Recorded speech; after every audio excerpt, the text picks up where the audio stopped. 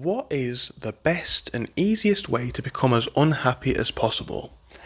Now that might sound like I'm starting a video with a stupid question, but hear me out on this one, right? The reason why I ask this, or the reason why I portray this as a topic for a video, is because a lot of people say that they don't know what they want in life, and understandably, it's a big game, it's a long game, but to start to acknowledge what you do want, you may need to first acknowledge what you don't want. Now, in relation to this topic, I want to focus mainly on young people, right? I'm a young person myself. A lot of my audience are. This is kind of my target demographic, so I want to focus mainly on young people. What is the easiest way for young people to get themselves into a life of unhappiness? Now, if you ask me, it involves getting yourself trapped at age 20, 21, 25 in a lifestyle that you cannot escape probably ever, right? That to me sounds like not only a relatively stupid decision, but also one that's going to lead to chronic unhappiness. Now here's the thing, it's not necessarily a bad thing to do the same thing all of your life. A lot of people in today's society especially like to criminalize this in a way. They like to be like, oh, well, you're just going to be at this job, that's basic. So some people are more than happy doing something easy. Some people are more than happy doing something that's not got a high status. Some people just don't want that career or that goal like that. Don't judge anybody else for following a different path. But with that being said, what is a path that you want? If we take the eyes off of other people and their successes and failures and focus on actually our own, what do we want out of this game of life? What do we aim to achieve? And this is where we need to kind of do some internal focusing. This is where arguably things get a lot more complex, a lot more difficult for us to accept, because it means that we need to look into what we're doing and where we're going wrong. Now, in relation to the topic of getting trapped, what does this look like? I don't think it necessarily even revolves around a job, because a lot of people do like their job. A lot of people find fulfillment in their job. A lot of people don't, and if you're one of the people who doesn't, well, then that's a different question. That's something to actually acknowledge in itself. But the biggest problem that a lot of people find themselves in is getting themselves into debt, bad debt, at a young age, that is probably going to affect the rest of their future long term. I know people who are my age, 21, older, younger, who for some reason have been given an absolute massive allowance, be it by a bank or by a finance company, of let's say 30 or more £1,000 to buy a car, and they've done it. I know people who were 19 driving around in a brand new Mercedes Benz, and they're like, okay, so that looks cool, that's great, but finance payments,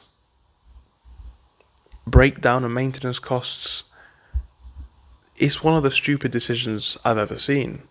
It probably looks great, and you know what, every time you jump in that car it probably feels amazing, but it's actually it's killing your finances. The £200, £300, £500 that could have gone into stocks or on a mortgage or other investments is now going straight down the drain. Hey, even if you'd have taken that £200 to £500 a month and gone on holiday once a month or once every 2 months, it sounds stupid. It sounds like, well, why would anyone do that? You would have at least had a broader perspective on the world.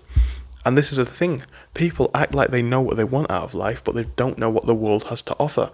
If you've not really stepped foot out of your comfort zone to experience different places in the world, different experiences, different vibes, how can you say you're sure when you don't know what the alternative is? That's my opinion. But the money that could have been invested in, let's say, self-development or investments, is wasted. It's wasted on a car which is rapidly depreciating in value because it's not some sort of a exceptionally rare model, and it's going to cost a lot to refuel when it breaks down. It's a stupid decision, right? And then even some of the decisions that people think are sensible, how sensible are they if you can't necessarily afford them? It's always pushed that home ownership is the be-all and end-all. You must own a home. Why? And people might say, well, it's to beat high rents. It might work out cheaper for you, but also acknowledge this small fact. Actually, it's quite a big fact. That now ties you down to a location for what, 20, 30 years? Maybe you'll pay it off in 10. It's still a long time to be in the same place. It's still a long time to be in the same place. Now, that might not worry you. Maybe you live in a place that's always been good. Maybe you live in a place where you've always thought, this is my place. Maybe you've moved to the place that you want to be in.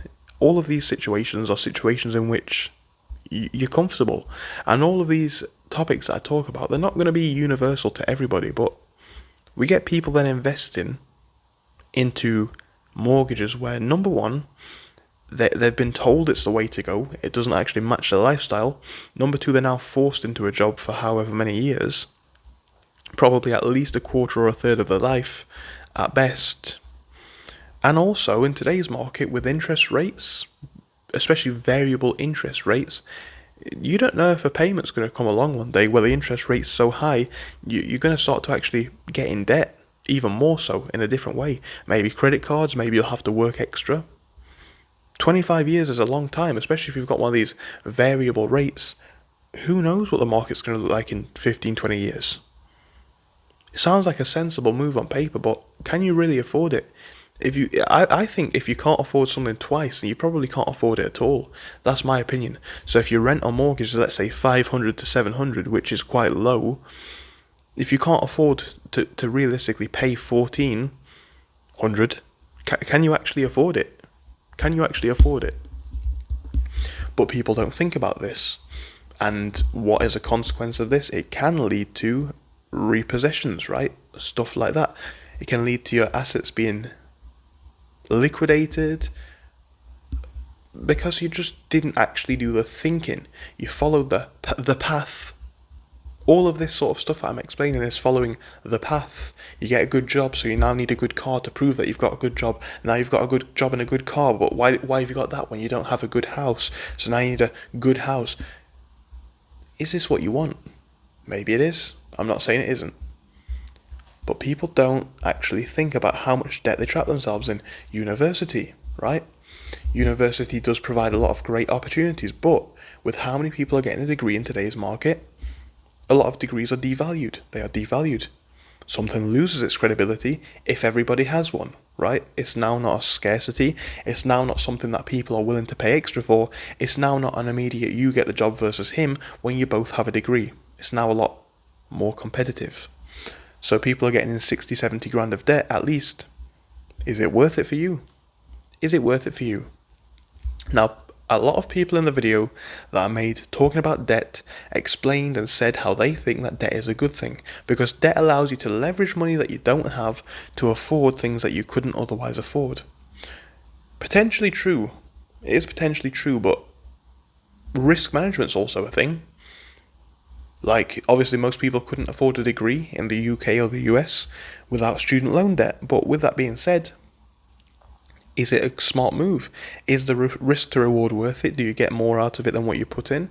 Are you going to actually get a meaningful result from this? And on the topic of all of these things, the car financing, the mortgages, the student loans, etc., what are you getting out of it? So what is the quickest and best way to become unhappy? I think it's by following goals that don't align with your aim because they're the prescribed path. Are they actually the right thing to do, though? Are they actually what you want in this journey? Are they actually what you aspire for and aspire to in life? Well, it's a complex question. Perhaps it's a more philosophical one, but here's the thing, right? When we follow things that we're told to rather than what we actually want to, it's probably not going to lead to the fulfillment that we want to face in life. So thank you everyone for watching. I hope to see you soon. Goodbye.